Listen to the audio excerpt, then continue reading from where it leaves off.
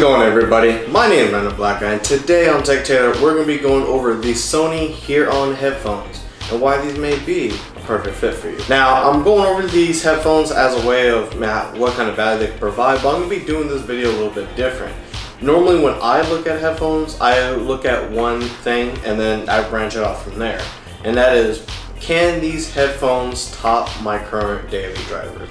Right now, my current daily driver is the v-moda LP2 crossfades, and I've been using these headphones for about 2 years now, and I'm always looking for headphones that could provide the sound quality that the v-modas can give me and maybe anything else extra, but definitely I always want to have something that could provide more to me. And so I'm going to be looking at the Sony H.ear ON headphones as a way of maybe finally finding a piece of headset that can outplay the ones that I have now, and that's what I'm going to be going over. So first, let's get into a little bit about the headphones themselves.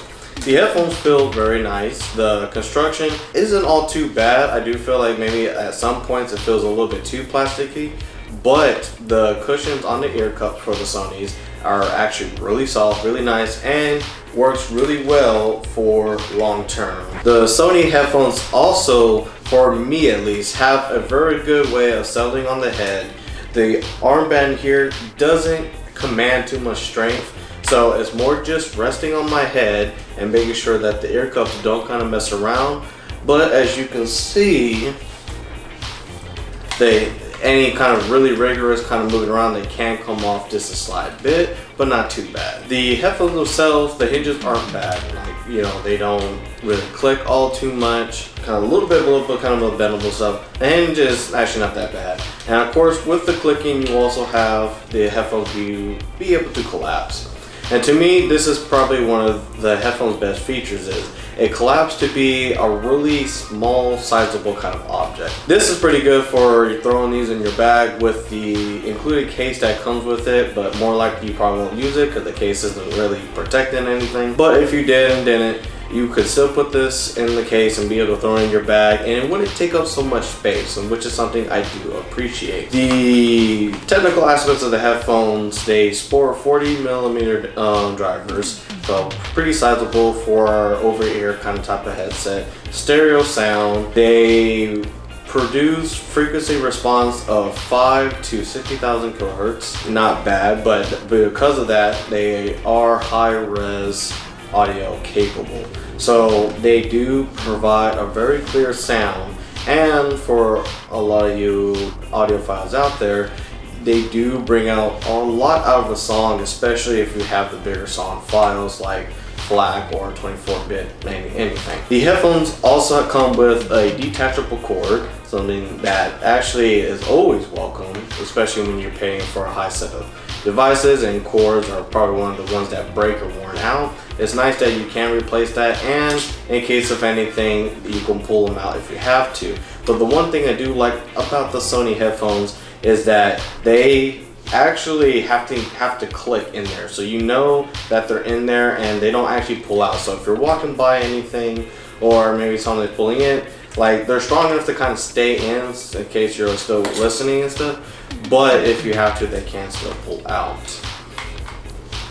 Now, they have, other design kind of aspects about this, but the Sony H.ear ONs here are probably like the older model of what's currently out right now. You can get the Sony H.ear ON 2, the Bluetooth version, and of course the ones that have noise canceling, which sadly for the price these don't have. They are a consumer product though, so it kind of makes sense. When it comes to consumer headphones, a lot of the more sought out features are more pushed to the 200 to 300 price range rather than having them a little bit earlier on. However, these are not really beginner headphones. These are a good investment when you're going from that $100 to $0 or the $0 to $100 range.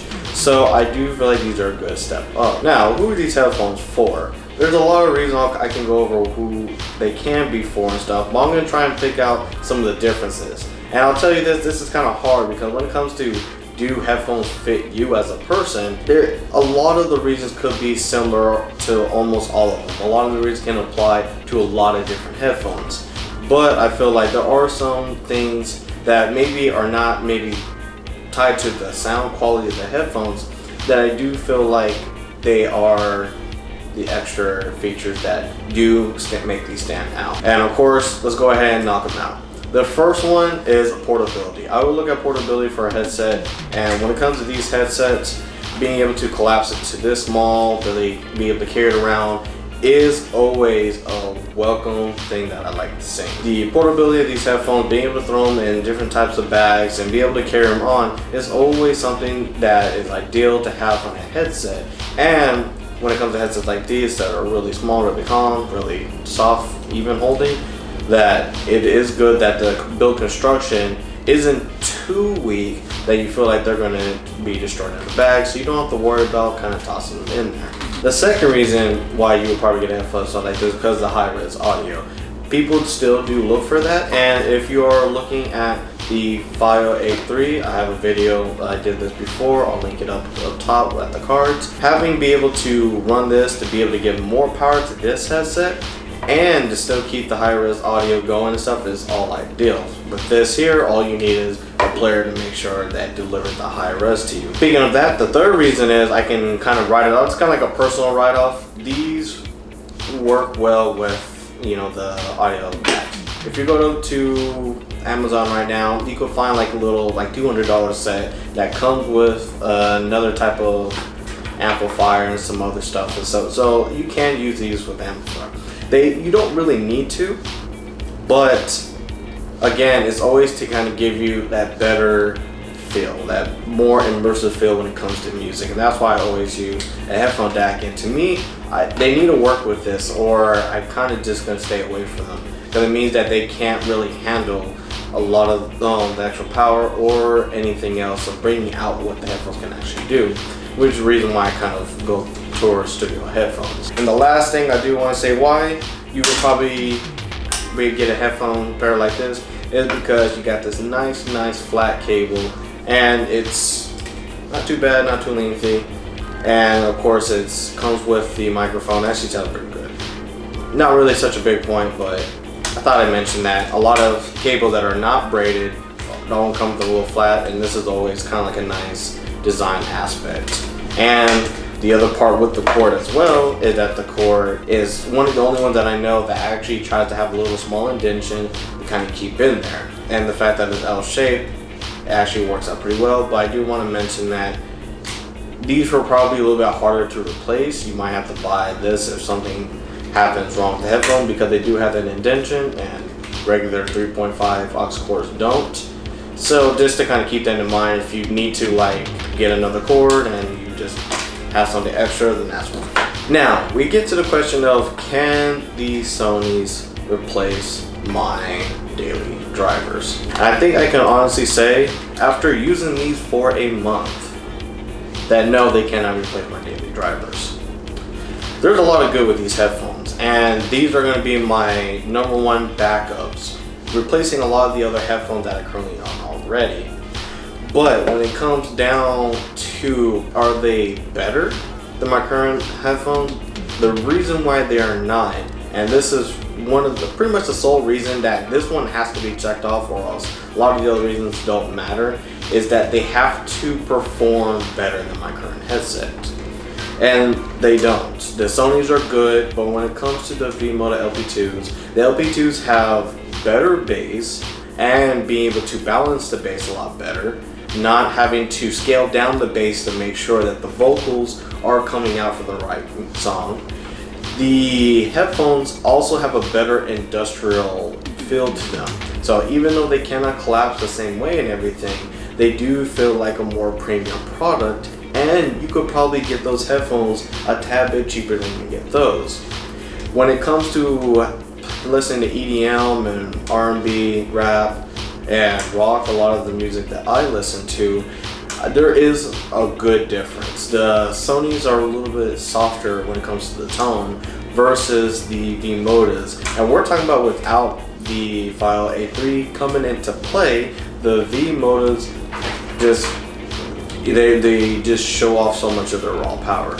Other little things about the v-moda that are really surprising is the v-moda does come with a more skeleton case. This is the case that the v-modas come into, It takes up a lot of space, but this can be clipped onto the side of a bag, and it just protects your case, especially when you're not using it. This is something that I would probably recommend for you. Like if you're not using your headset, you kind of just put it in here. Well, it's here at the house, not necessarily a traveling kit.